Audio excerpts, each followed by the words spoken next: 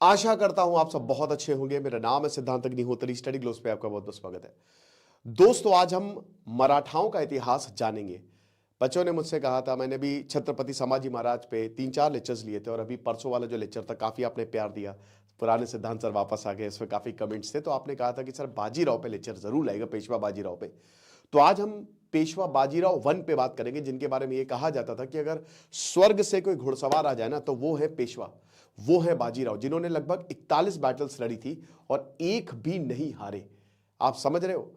तो कुछ इस तरीके के थे बाजीराव, एक military genius, Napoleon of India इनको कहा जाता था। एक तो समुद्रगुप्त थे नेपोलियन ऑफ इंडिया और दूसरे बाजीराव, तो मुझे लगता है नेपोलियन को बाजीराव ऑफ फ्रांस बोलना चाहिए। आप समझ रहे हैं? तो बेसिकली क्या कहानी थी, मैं मराठाओं की भी पूरी कहानी कवर करूंगा, आप परेशान मत होइए। मैं ताराबाई से लेकर राजा राम सबकी कहानी बताऊंगा मैं, ठीक है? लेकिन अभी फिलहाल हम बात करने वाले हैं किनकी? बाजीराव की। मैंने थोड़ा सा मूवी का रेफरेंस लिया है।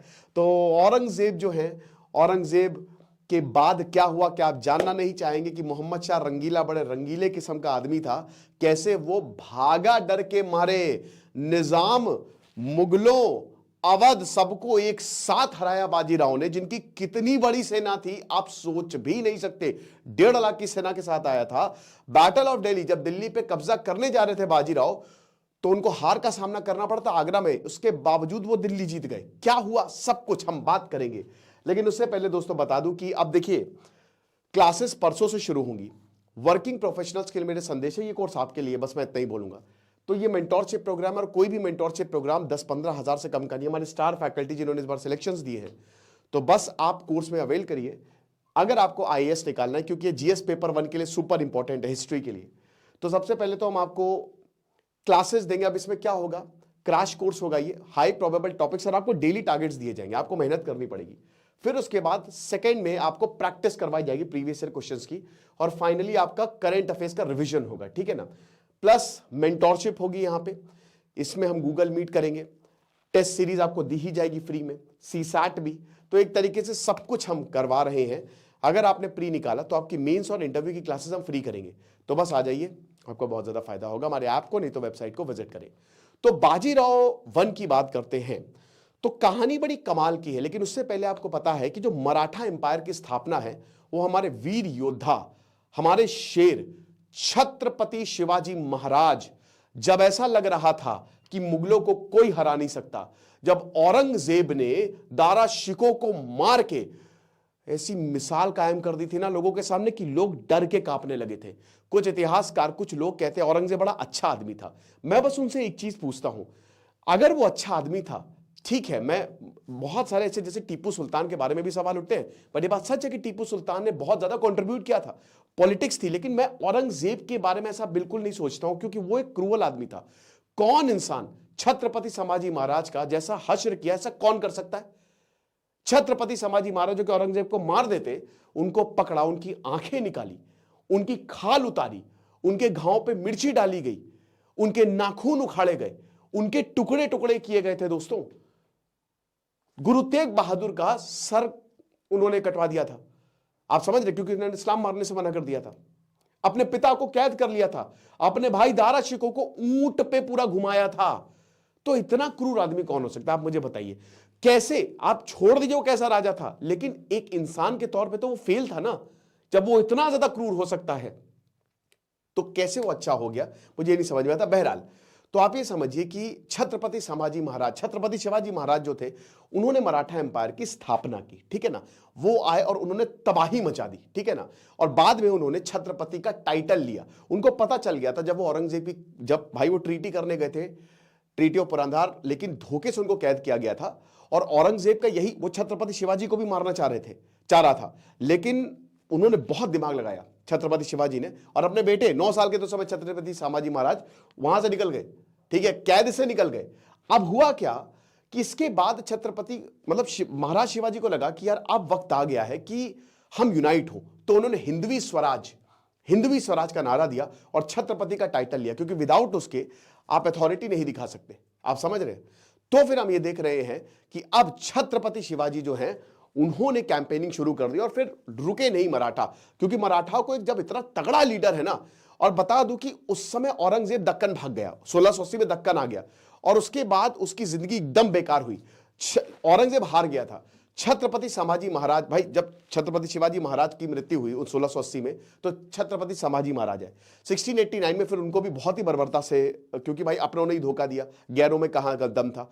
तो उसके बाद क्या हुआ कि छत्रपति संभाजी महाराज है 1689, जब उनकी मृत्यु हुई तो औरंगजेब को लगा सब खत्म हो जाएगा, लेकिन उनकी मृत्यु ने, संभाजी महाराज की मृत्यु ने ना मराठाओं को यूनाइट कर दिया। मराठाओं में डिफरेंस थे, काफी समय तक रहे, लेकिन मराठा जो है वो यूनाइट हो गए, ठीक है ना। अब क्या होता है मैं आपको थोड़ा सा बताना चाहूंगा, ठीक है। ये मराठा एम्पायर जो आपको येलो में दिख रहा है ना, ये पूरा भारत इनके पास था।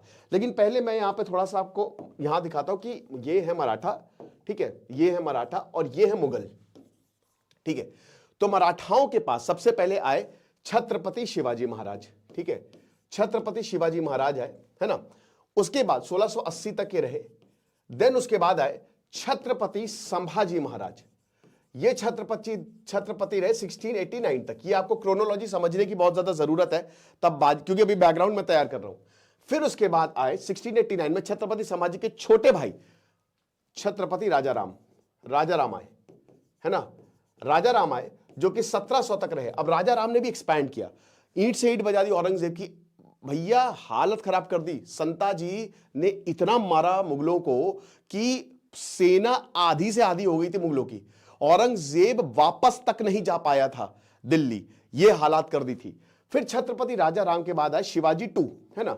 अब शिवाजी टू जो थे वो राजाराम के ही पुत्र थे, क्योंकि हुआ क्या था कि जब औरंगजेब ने छत्रपति संभाजी का मतलब छत्रपति संभाजी का जब देहांत हुआ तो औरंगजेब ने ना रायगढ़ पे हमला बोल दिया। तो छत्रपति संभाजी के जो बेटे थे शाहू जी महाराज और इनकी वाइफ जो थी येसुबाई, उन दोनों को कैद में रखा। और आपको बता दूं कि 1707 तक कैद में रखा, जब तक औरंगजेब मर नहीं गया तब तक शाहू जी महाराज कैद में थे। और कहते हैं कि औरंगजेब ने बड़ा अच्छे तरीके से ट्रीटमेंट दिया था, है ना, ऐसा कहा जाता है। अब क्या हुआ कि छत्रपति, जब तक भाई शाहू जी नहीं आए तब तक छत्रपति शिवाजी टू थे, लेकिन जैसे ही औरंगजेब मरा वैसे ही छत्रपति शाहू जी आ गए।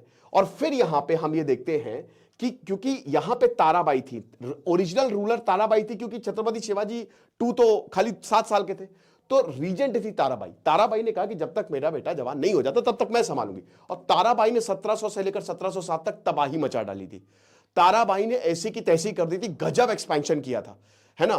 तो मतलब आप समझ रहे हैं कि हमारे यहां वीरांगना भी बहुत एक से एक।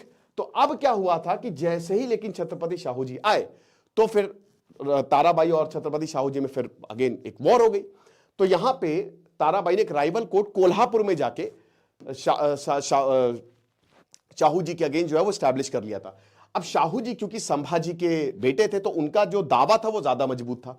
तो फिर 1707 से लेकर 1748 तक ये छत्रपति शाहू जी महाराज रहे। लेकिन यहां पे कुछ होता है दोस्तों, क्या होता है?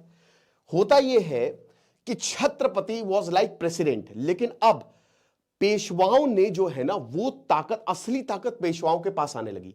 बालाजी विश्वनाथ 6th पेशवा थे, लेकिन 1713 से लेकर 1720 तक बालाजी विश्वनाथ आए।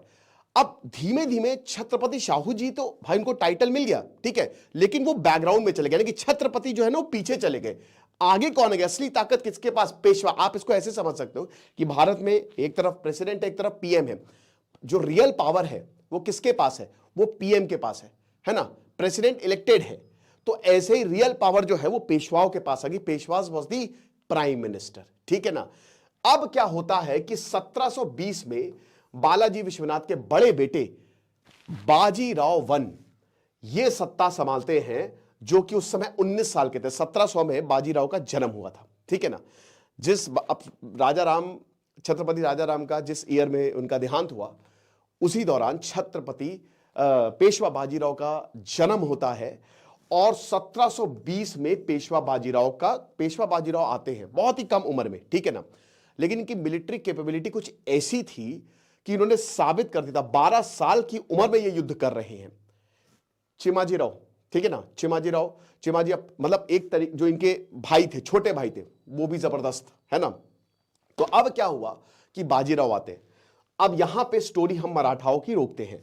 बाजीराव वन आए थे, याद रखिएगा, 1720 में इन्होंने सत्ता संभाली थी। अब आ जाइए मुगल पे। मुगलों का क्या हाल था औरंगजेब के बाद। 1707 में औरंगजेब मरता है, इसके बाद मुगल खत्म, मुगलों के पास कुछ बचा नहीं था। औरंगजेब के मरने के बाद सईद ब्रदर्स की एंट्री हुई थी, है ना, सईद ब्रदर्स की एंट्री हुई थी। और ये सईद ब्रदर्स को किंग मेकर कहा जाता था कि ये राजा बनाता है ना। तो सईद ब्रदर्स हसन अली और अब्दुल्ला खान, ये दोनों आए थे और इन्होंने सबसे पहले, देखिए कौन, मुअज्जम खान आए, औरंगजेब का बेटा बहादुर शाह बनता है बादशाह। लेकिन 1707 से लेकर उसके बाद जब मुअज्जम खान यानी कि बहादुर शाह गया 1707 से 1712 तक, तो वही सईद ब्रदर्स आ गए थे।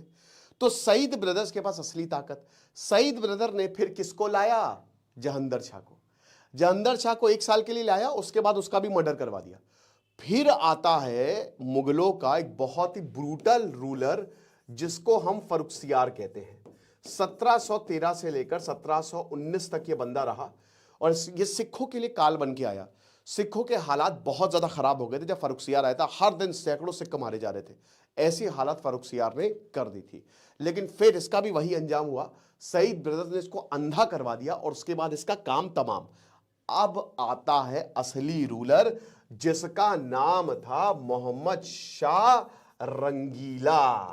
तो 1720 से लेकर 1748 तक आया। अब ये रहा रूलर। कमाल की बात यह है कि इधर हैं बाजीराव, ठीक है, जिन्होंने 1720 में ही सत्ता संभाली, पेशवा बने, और इधर है मोहम्मद शाह रंगीला जिसने अगेन 1720 में ही सत्ता संभाली। जहां पे बाजीराव मात्र 20 साल के थे, मोहम्मद शाह रंगीला 17 साल का था।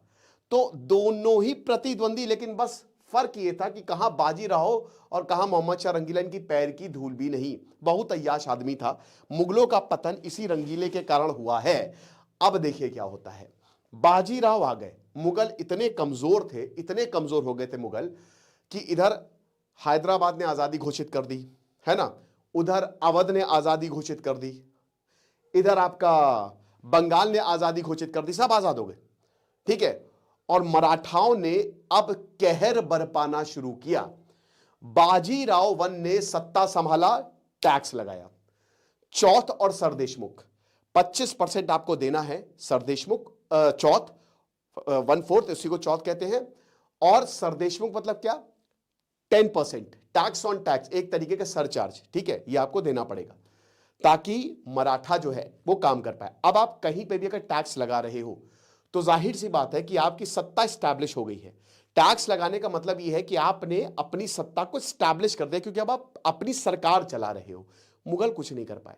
मुगलों को पता था कि भाई मराठा जो है वो टैक्स लगाना उन्होंने शुरू कर दिया है, वो तब भी कुछ नहीं कर पाए, ठीक है ना, मतलब टैक्स तो बहुत पहले से ही आ रहा था, ऐसा नहीं है।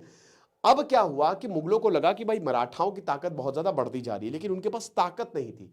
पेशवा जो थे बाजीराव, वो लगातार बहुत बड़े मिलिट्री जीनियस थे, तो उसमें उन्होंने मिलिट्री अपग्रेड करना और ज्यादा शुरू कर दी। बहुत ही लाइट कैवलरी लेके चलते थे, नई नई मिलिट्री स्ट्रैटेजी अपनाते थे। जहां पे उनको लगता था वहां पे पूरी घेराबंदी कर देते थे, और जहां पे लगता था वो हमला कर देते थे। कुछ बैटल्स तो ऐसी कि उन्होंने खाली सामने की सेना 50,000, वो 1500 से लेकर 2000 तक सेना, बहुत ही गए, चुपके से गए, मार मूर के आ गए। वो आप समझ रहे हो, इतनी तेज जाते थे, जब तक पता चलता था मुगलों को कुछ हुआ है तब तक वो मार के वापस आ जाते थे। आप समझ रहे हो, तो ऐसे थे कुछ बाजीराव। तभी तो उन्होंने 41 बैटल लड़ी। लेकिन अब युद्ध में ट्रेनिंग कर, इससे पहले भी वो छोटे मोटे युद्ध में उन्होंने भाग लिया ही था, ठीक है। अब यहां पे उनको साबित करना था, तो अब शुरू होता है। तो अब यहां पे लेकिन खाली अकेले मुगल नहीं है, मुगलों के साथ साथ निजाम भी है। शुरुआत में बाजीराव ने निजामों का सपोर्ट किया, लेकिन बाद में समझ गए बाजीराव कि निजामों पर भरोसा नहीं कर सकता। एक्चुअली निजाम ने बहुत बढ़िया टैक्टिक्स अपनाई। आसफ जाह उर्फ निजामुल मुल्क, ठीक है ना, तो आसफ जहां, क्योंकि मराठा डिवाइडेड थे, मैंने अभी आपको बताया, मराठा जो थे ना वो बटे हुए थे। एक कोल्हापुर में कोर्ट था, ठीक है, वहां पे संभाजी टू थे, है ना, वहां पे संभाजी टू थे जो कि राजा राम की दूसरी पत्नी के बेटे थे। और दूसरा कोर्ट यहां पे आपका सतारा में था, मराठाओं की कैपिटल सतारा थी, तो वो अलग। तो अब टैक्स देना है, मराठा टैक्स कलेक्ट कर रहे हैं, तो निजाम ने बोला कि भैया किसको टैक्स देना हमको पता नहीं है, वी डोंट नो किसको टैक्स देना है। निजाम को लगा कि आपस में ही इनको लड़वा देंगे, लेकिन ऐसा दोस्तों हुआ नहीं। निजाम ने थोड़ी सी बदतमीजी की, समझ गए बाजीराव कि ये ऐसे सुधरेगा नहीं। बैटल ऑफ पालखेड़ लड़ ली। 1727 में जाके इतना मारा कि ऐसी की तैसी कर दी। निजाम की लाखों की सेना तितर बितर। तो निजाम को थक हार के ट्रीटी साइन करनी पड़ी और निजाम ने बोला हम आपकी मदद करेंगे। बाजीराव की ये पहली सबसे बड़ी जीत थी। मुगलों की तो हालात इस समय बहुत ज्यादा खराब है, लेकिन दोस्तों उससे बड़ी बैटल हुई बैटल ऑफ मालवा 1729 में। राजा जयसिंह जो थे वो आपको पता है कि मुगलों के साथी थे। मालवा उनके पास था। मालवा जीतना ही था क्योंकि गुजरात वाला एरिया बड़ा ही अमीर था, ठीक है, और ये मालवा वाला एरिया भी। तो मालवा को जीतना था। तो जो चिमाजी अप्पा हैं उनके साथ मिलकर मालवा की कैंपेन लड़ी गई। मुगलों ने बड़ी कोशिश की, लेकिन अगेन बाजीराव के सामने वो टिक ही नहीं पाए, ठीक है ना। एक दिन के अंदर अंदर युद्ध जो है वो समाप्त कर दिया और 1729 में उन्होंने मालवा को भी जीत लिया, जो कि मुगलों की एक बहुत बड़ी हार थी, ठीक है। ये बड़ी बेइज्जती थी जब यहां पे मुगल जो है वो हारे थे। अब बड़ी दिक्कत है, लेकिन यहां पे एक और चीज हुई थी। छत्रसाल जो कि बुंदेलखंड के राजा थे, छत्रसाल जो थे ना, यहां पे मुगलों ने कहा कि जहां जहां पे रिबेलियन हो रहा है पहले उनको देखो। तो उस समय ना एम्पायर मतलब इंडिपेंडेंट हो गए थे काफी लोग। अब क्या हुआ कि बुंदेलखंड के जो छत्रसाल हैं, मुगलों ने भेजा और मुगलों ने बोला कि इसके पूरे परिवार को बंदी बना लो। तो बंगश खान गया, मोहम्मद खान बंगश, वो गया, छत्रसाल के परिवार को हरा दिया, उनको बंदी बना लिया। बाजीराव उस समय खाना खा रहे थे जब उनको ये बात पता चली कि आपकी मदद मांगी छत्रसाल ने। तुरंत उठे, खाना बीच में छोड़ा, चलो मदद करने चलते हैं। सेना लेके गए, बंगश खान को हराया और छत्रसाल को छुड़ाया और मुगले अगेन उल्टे पांव भागे, ठीक है। अब जब ये हुआ तो छत्रसाल इतने ज्यादा खुश हुए कि उन्होंने अपनी बेटी मस्तानी, बाजीराव मस्तानी वाली मूवी, अनफॉर्चुनेटली मूवी खाली बाजीराव का एक ही एंगल दिखाते हैं, वो युद्ध का एंगल दिखाते ही नहीं, युद्ध कौशल का, वो ज्यादा इंपॉर्टेंट है। तो उनसे शादी की। आपको पता है कि जब मस्तानी और बाजीराव की शादी हुई थी तो उनकी जो माँ थी बाजीराव की, उन्होंने बिल्कुल भी, वो मूवी में भी दिखाया है, बहुत ज्यादा क्लैश था, उसको एक्सेप्ट ही नहीं किया था। लेकिन उनका जो बेटा था बाजीराव, क्योंकि बाजीराव का भी देहांत अनफॉर्चुनेटली 1740 में बुखार की वजह से हुआ, कहते हैं पर्सनल रीजन की वजह से इतने परेशान थे, और मस्तानी भी उसी समय मर गई। अब क्या हुआ कि उनका जो बेटा था शमशेर बहादुर, आपको विश्वास नहीं करेंगे कि जो उनकी वाइफ थी बाजीराव की, ठीक है ना, उन्होंने शमशेर बहादुर को पाला और मतलब अच्छे खासे तरीके से पाला। मराठाओं ने उन्होंने बड़ी सम्मान दिया। थर्ड बैटल ऑफ पानीपत में भी शमशेर बहादुर लड़े थे, ठीक है, मराठाओं की तरफ से। तो ये हिसाब किताब। एनीवे, अब हम अपनी कहानी पे आते हैं। तो ये फिर मालवा भी और बुंदेलखंड, ये दोनों जो हैं वो इनके पास आ गए, ठीक है, बहुत बढ़िया हुआ। अब गुजरात पे भी कैंपेन कर, गुजरात बड़ा अमीर था और ये ट्रेड के लिए भी बहुत इंपॉर्टेंट था। लेकिन फिर वही बात है यहाँ पे कि गुजरात में अमीर तो था, लेकिन इसको जीते कैसे, क्योंकि अगेन मुगलों का यहाँ पे शासन था। तो फिर 1730 में चिमाजी अप्पा को भेजा, तो ये भी इनके पास आ गया। निजाम की तो ऐसी हालत हो गई थी कि निजाम ना जिसके पास फायदा होता था वो वहां जाता था। 1732 में निजाम को बोला कि आप इंटरफियर नहीं करोगे, जबरदस्ती ट्रीटी साइन करवाई गई, ठीक है ना। सिद्दीस के अगेंस्ट भी वहां पे रिबेलियन हुआ, वहां पे भी गए। तो लगभग आप ये मान के चलिए कि 1720 से लेकर 1737 तक सारे इंपॉर्टेंट युद्ध जो है वो जीत लिए थे मराठाओं ने। और कुछ इस तरीके के हालात हो गए थे, ये जितना भी आपको येलो में दिख रहा है ना, ये सब मराठाओं के पास है, ठीक है ना। जो हैदराबाद वाला एरिया वो भले ही निजाम के पास है, लेकिन ये भी मराठाओं के अंडर है। आप ये समझिए कि पूरा भारत इस समय मराठाओं के पास है। जो आपको इंडिपेंडेंट रीजन दिख रहा है ना, तो उसमें भी टैक्स लगातार जाता था, है ना। अब सबसे बड़ी बैटल होती है बैटल ऑफ दिल्ली। दिल्ली की जो बैटल है ना, जब मराठाओं ने पूरे दिल्ली को जीत लिया, सब कुछ मराठाओं के पास था। अब मराठाओं ने बोला कि बस अब आखिरी वार करना है, इस समय बादशाह बहुत ही कमजोर है, हम उस पर हमला करेंगे तो हम जीतेंगे। 50,000 की सेना के साथ पुणे से दिल्ली कूच कर दिए पेशवा बाजीराव। अब क्या हुआ कि जा तो रहे थे, मराठाओं ने अपने दो टुकड़ी की, ठीक है, दो पार्ट में उसको डिवाइड किया। एक तो दिल्ली जाएगी जो बाजीराव जिसका नेतृत्व कर रहे थे, दूसरे मल्हार राव कर रहे थे। यहां पे सादत खान जो कि अवध का नवाब था, वो मराठा मुगलों से मिला हुआ था। तो मोहम्मद शाह रंगीला बोलता है कि जरा देखो आगरा में, भाई ये तुम्हारे अंडर आता है, देखो कितनी ज्यादा आगे बढ़ी है मराठाओं की सेना।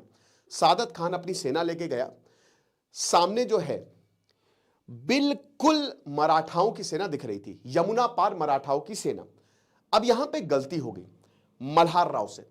मल्हार राव को लगा कि सादत खान की सेना बहुत ही कम है, तो हम उसको आसानी से हरा देंगे, लेकिन ऐसा था नहीं।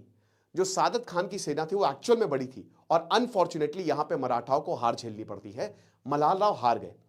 आगरा के पास युद्ध हुआ लेकिन वो हार गए। अब ये संदेश सादत खान भेजता है मोहम्मद शाह रंगीला को। रंगीला पगला चुका है कि वाह दिल्ली बच गया, बहुत बढ़िया, क्योंकि उस समय बिल्कुल ताकत थी नहीं, कोर्ट में खाली वही थे चाटुकार जिनको कहते हैं, वही बात कहते थे जो बादशाह को पसंद आती है, तो वही बात बताई गई है ना। अब यहां पे एक पत्र में सादत खान बोलता है कि हम चंबल की तरफ जा रहे हैं, जीत के आएंगे तो ही आपको वो दिखाएंगे, और जीत के तो आना ही आना है, और इधर हमने मराठाओं को हरा दिया। तो बहुत खुश हो गया, लेकिन उनको पता ही नहीं कि कितनी खतरनाक टैक्टिक यहां पे मराठाओं ने अपनाई है। मल्हार राव आ गए बाजीराव के पास, अब बाजीराव ने सीधा दिल्ली पे हमला बोल दिया। एक्चुअली क्या था कि मोहम्मद शाह रंगीला बहुत ज्यादा खुश था, बहुत ज्यादा खुश था। 28 मार्च 1737 की बात है, एक दिन पहले, युद्ध के एक दिन पहले, क्योंकि मोहम्मद शाह रंगीला को पता था, मतलब अलग अलग खबरें आ रही थी मोहम्मद शाह रंगीला को, वही सब खुश कर रही थी। कोई कह रहा था कि बाजीराव को मार दिया है, कोई कह रहा था कि उनकी लाश को नदी में बहा दिया है, लेकिन एक रात पहले पता चलता है कि महाराज बाजीराव दिल्ली पे खड़े हुए हैं, अगले दिन वो हमला कर देंगे। मोहम्मद शाह रंगीला की हालत खराब हो गई, सब कुछ गीला हो गया उनका। अब भैया उस रात कोई नहीं सोया, लेकिन बाजीराव एक बहुत ही, कहते हैं ना कि इंसानियत बहुत ज्यादा थी, तो वो नहीं चाहते थे कि बहुत ज्यादा खून खराबा हो। तो बाजीराव ने पत्र लिखा मोहम्मद शाह रंगीला से, ये बोला कि संधि कर लीजिए, मैं खून खराबा नहीं चाहता, हमला करेंगे तो जाहिर सी बात है बहुत सारे बेगुनाहों की जान जाएगी। मोहम्मद शाह रंगीला सोचा क्या करे क्या करे, लेकिन पत्र का जवाब नहीं आया। कहते कि इसी दौरान आमिर खान जो जनरल था मोहम्मद शाह रंगीला के, उसने एक बढ़िया प्लान दिया जिससे मराठाओं को रोका जा सकता था, हराया नहीं जा सकता था। लेकिन वही बात है, कुछ ऐसे जनरल थे जिन्होंने बोला कि अरे भाड़ में जाए, ये कौन होता है, हम आपको युद्ध जितवाएंगे। और फाइनली जो है वो अगले दिन युद्ध होता है, मीर हसन जो है अपनी टुकड़ी लेके गया। अब बहुत ही जबरदस्त मिलिट्री स्ट्रैटेजी तो थी, तो मराठाओं ने पहले हमला नहीं किया, मराठाओं ने कहा इसको आने दो। मीर हसन अति उत्साह में बहुत आगे चला गया, देखा कि मैं बहुत आगे आ गया हूं, और उसके बाद मराठाओं ने पीछे से घेरा और वो हालत की, मुगलों की वो हालत की कि कोई बचा ही नहीं। एक तरीके से बाजीराव ने दिल्ली को जीत लिया, पूरी तरीके से जीत लिया, लेकिन उन्होंने दिल्ली पर हमला नहीं किया। आप विश्वास करेंगे, मतलब हमला किया, टेक ओवर नहीं किया। दिल्ली जीतने के बावजूद बाजीराव ने मोहम्मद शाह की जान बख्श दी। अब इसके कुछ रीजंस है, वैसे तो मुगल आ ही गए थे मराठाओं के अंडर, लेकिन कहा जाता है कि पहली बात ये चेतावनी थी कि हम आ गए हैं, तो कायदे में रहोगे तो फायदे में रहोगे, समझ रहे हो, तो जो जो टैक्स बोला है चुपचाप हमको देते रहना। दूसरा भाई कैपिटल यही थी ना, यहां से ही वो भाई पुणे से ही वो चलाते। मराठा जो है ना, उनका कोई मंशा नहीं थी कोई दिल्ली में आके बैठे, जैसे औरंगजेब दक्कन में आके बैठ गया था, उनका यही एरिया था, इसी को ही जानते थे, तो यहां ये कोंकण एरिया में ही वो खुश थे, ठीक है ना। और खजाना जाना सब आ ही रहा था, सब कुछ मिल गया था, ठीक है, ये हिसाब किताब। और तीसरा भाई देखो, यहां पे ये भी था कि हो सकता है कि अगर हम यहां पे आए तो रिवोल्ट हो जाए, ठीक है, बाकी लोग भी, क्योंकि देखिए मुगलों के साथ भी बहुत सारे लोग थे और मराठाओं के दुश्मन भी बहुत ज्यादा थे, तो हो सकता है कि वो सब मिलके भी प्रॉब्लम क्रिएट कर सकते। तो बेहतर यही है कि फिलहाल दिल्ली पे कब्जा ना किया जाए, लेकिन वो अनऑफिशियली जो रूल है वो मराठाओं का हो गया। अब उसके बाद बहुत ही बेइज्जती हुई यहां पे मोहम्मद शाह रंगीला की। यहां निजाम, अगेन निजाम को भी मौका चाहिए था, निजाम को भी मौका चाहिए था कि बस, क्योंकि तुमने तो हमसे फोर्स ट्रीटी साइन करवाई है, लेकिन हमला तो हम भी करेंगे। तो कहते हैं कि निजाम ने किया क्या कि निजाम, मुगलों, मोहम्मद शाह रंगीला ने निजाम को बुलाया, ठीक है, आसफ जाह की उपाधि दी, खूब सोना चांदी दिया, और बोला कि देखो यार अब मेरे पास कुछ बचा नहीं है, बस ले दे के यही है, तो अब हम चाहते हैं कि तुम इनके ऊपर हमला करो, हम सेना देंगे तुमको, जितना हो सके सबको मिला लो। तो कहते हैं कि निजाम, अवध, जयपुर और सब के सब ये मुगल, इन सब ने मिलके भोपाल में हमला किया, नर्मदा नदी पे हमला किया, चारों के चारों हार गए। दिसंबर 1737 में, क्योंकि ये मार्च 1737 में जो है वो हमला किया गया था दिल्ली पे, तो उसके बाद दिसंबर 8 महीने बाद, दिसंबर 24 दिसंबर 1737 में ये जंग लड़ी गई थी, बैटल ऑफ भोपाल जिसको बोला जाता है, सबको हरा दिया। निजाम को 7 जनवरी 1768 में जबरदस्ती ट्रीटी साइन करवाई गई, ट्रीटी ऑफ देराहा, और इतनी बेइज्जती हुई, सब कुछ निजाम का ले लिया और बोला कि अब तुम्हारे हाथ हम बांध दे रहे हैं, जिसको मतलब समझ लीजिए कि ना मुगल बचे ना अवध के नवाब, सब अपने अपने एरिया पे चले गए, सब चले गए, लेकिन कंट्रोल किसका हो गया? मराठाओं का हो गया। अब काफी समय तक रहा, लेकिन फिर होती है थर्ड बैटल ऑफ पानीपत 1761, और वहां से फिर दिक्कतें मराठाओं के लिए शुरू हो गई। जब भी एक स्ट्रॉन्ग एम्पायर कमजोर होगा तो फिर बहुत सारे इंडिपेंडेंट किंगडम आएंगे। ये कहानी थी पेशवा बाजीराव की, जिनको कोई हरा ही नहीं सकता था। कैसी लगी मुझे बताइएगा, और कमेंट बॉक्स में बताइए कि आपको और भी किसका लेक्चर चाहिए। खुश रहिए, पढ़ते रहिए। दिस इज सिद्धांत अग्निहोत्री, साइनिंग ऑफ।